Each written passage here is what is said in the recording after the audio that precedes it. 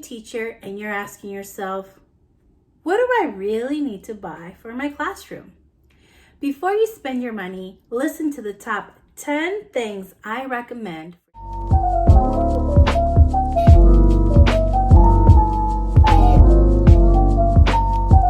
Well, hello everyone. My name is Mariella and welcome to the Bilingual Wonderland. You don't need to be bilingual to learn something here that you can take back to your classroom. I know being a first year teacher is really daunting, and one of the things that I really wish I knew was what did I actually need to buy? So the things that I have included in this video are things that are realistic, that are attainable for most people, and that you will definitely use every single day that you're in that classroom. Item number 1, dry erase markers. You're gonna use them for your whiteboard, you're gonna use them in small group, you're gonna use them in centers, you're gonna use them when you're doing your whole group mini lesson. Trust me, you're gonna use them all the time. And it's really important to spend your money wisely. So I recommend the Expo markers or the ones that you can find in Office Depot, Office Max. Item number 2, magnetic whiteboard erasers. Yes, I know you can get the regular ones, but trust me, magnetic ones are a game changer. You can just plop that on your whiteboard and forget about it. You'll always know where it is because it's right there on your whiteboard. Item number 3, a reliable pencil sharpener. If you're going for electric, I recommend the X-Acto School Pro sharpener. If you want a manual version, I will put a link to one below in the description box because I found one that some of my teacher friends have been using and it is phenomenal. If you decide to get an electric pencil sharpener, don't let your kids sharpen their own pencils, trust me. That pencil sharpener will not make it. Item number 4, anchor chart markers. You're going to be spending quite a bit of time making anchor charts throughout the school year. I typically use the Mr. Sketch. I like the chisel tip of those, and they come in different colors, and of course, yes, they smell good. But also the Sharpie poster markers work just as fine as well. But you definitely want something with a bit of a bigger tip. That way the drawings and the writing that you do is visible from far away. Item number 5, color paper. You're very fortunate if your school is able to provide you with color paper. You can use color paper to make all of your stuff for Meet the Teacher Night or Open House Night. You can use it to print centers out on colored paper. You can use color paper even to make your own letters for your bulletin boards. Definitely grab you a pack or 2. Item number 6, a good stapler.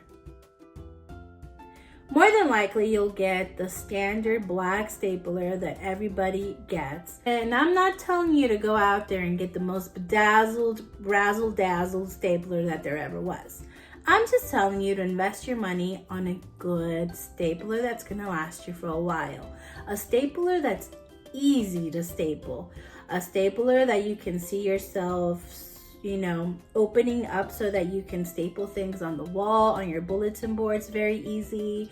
There's quite a few of them that are one touch, so you just touch it one time and it staples immediately because you're gonna do quite a bit of stapling. The one that I have that I absolutely love is a Paper Pro stapler, but also Swingline, I believe. They make really good staplers as well. Item number 7, a clipboard. About those clipboards that have kind of like a little bin on the bottom, so they have a little flap on the side and it opens up and you can store things inside of it. Super practical because you can put things inside that you're gonna need, like nurse passes, detention slips, band-aids, gloves, pencils.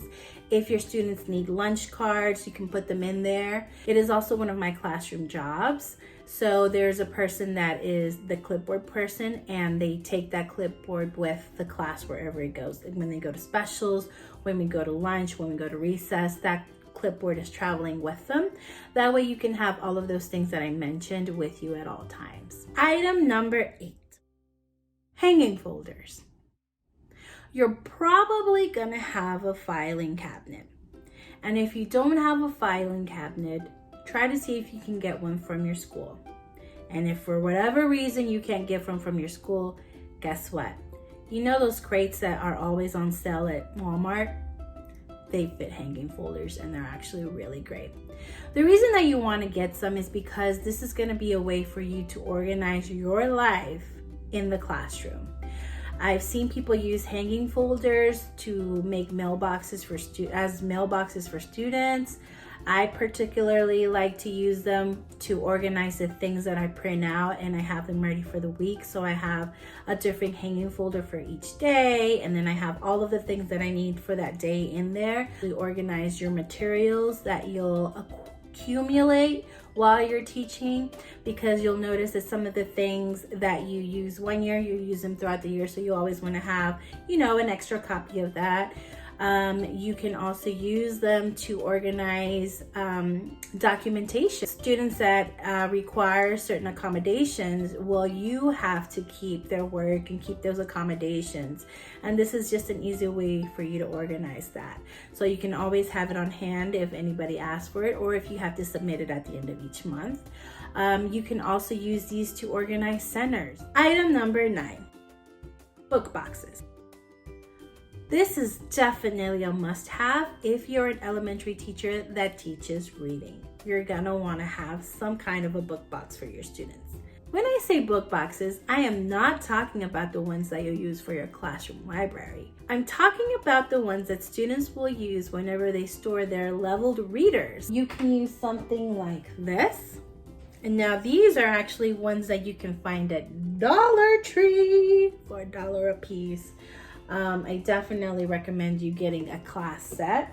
If you don't know what a class set is, 20 to 25. That's your magic number.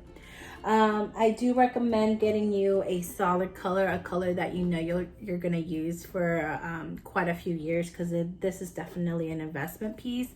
You can find a sturdier, fancier version at Lakeshore, but if you're a first year teacher, you might not have the money for that, and that's okay. Dollar Tree comes and saves the day. There is also a version that is a cardboard material, and they come 5 in a pack, and you can find them at IKEA. And if I'm not mistaken, I think they're about $1.50 a pack.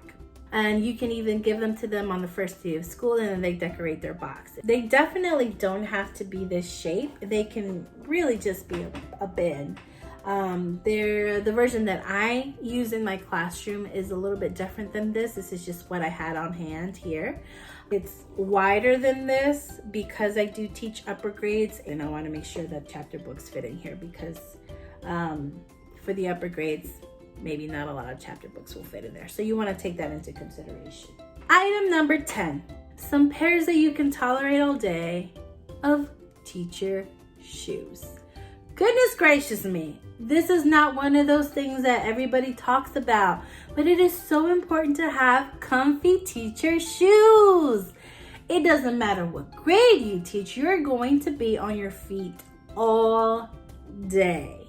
I love Skechers. Don't shy away from Skechers. They're not what they used to be. They actually have really cute shoes on their website, not so much at their stores. All right, so now that was the 10 things that I recommend you definitely need to purchase for your classroom. I do want to add 2 things. So these are going to be asterisk number 1 and asterisk number 2. These are not things that you absolutely must have for your classroom, but there are 2 things that are really going to help to make your teacher life easier. Asterisk number 1 is a printer. A printer that prints in black and white, that also does color, and that you can scan, that you can use to scan documents. Do you know how many times per year the printer at school does not work? It will jam, etc. Trust me, it's going to help you. Plus, I don't think I have ever worked at a school where there was a color printer available for teachers. So if there was anything that I wanted to print in color, I had to do that at home. Asterisk number 2 is a laminator. Yeah, most schools do have a laminator, but do you know how many times a year that thing isn't working just like the printer? I'm telling you, it's chaos. The lamination is thicker. So if there's things that you want to laminate that you want to keep for many years to come, that's definitely a great investment. You can find laminating pockets for about $10 for a pack of 200 on Amazon. 3mm does the job, and they work just as well as if you were to say to get the Scotch ones. A laminator itself will cost you anywhere between $20 to $30. I'm gonna list just a few more things that you may want to buy as well, just to have some on hand. Thumbtacks. You'll use thumbtacks to hang up your anchor charts. Painter's tape works better than washi tape and duct tape in my personal opinion. Craft sticks and wooden clothespins. You can use them for centers, you can use them for your classroom jobs, you can even use them to create bilingual pairs if you are in a Gomez and Gomez dual language classroom. Post-its, index cards, a signal maker. This can be a whistle, a bell, or also a wireless doorbell, a lanyard or clip for your badge. And the last item that I will add is teacher pens. Teacher pens, they have a special place in my heart. I love a good teacher pen. This is one of the things for you. Whenever you have parents come for open house or meet the teacher night or conferences, you don't let them use these pens, because these are the pens that are going to walk away and disappear. I particularly love the Papermate Inkjoy gel pens. You need to always have a pen on you at all times. Trust me. You do want them to be clickable, and you want them to have this, because you're gonna be able to do this. I always have a pen just like that hanging on the side of my shirt. Always. If not on the side of my shirt, then on my lanyard, I'll just hang it on the string, in a pinch. Just being able to do that, and you always have a pen available. So teachers, welcome to the family. You're in for great joy. It's gonna be a lot of work. I will be honest, and I will say that it's going to be a lot of work, but it's definitely worthwhile, and I welcome you to the teacher community. I will make a separate video on how to decorate your classroom on a budget. So if you have any questions, please leave them in the comments, and thank you so much for watching. Also, if you have any other new teacher friends, go ahead and share this video with them. I'm hoping that they can learn something.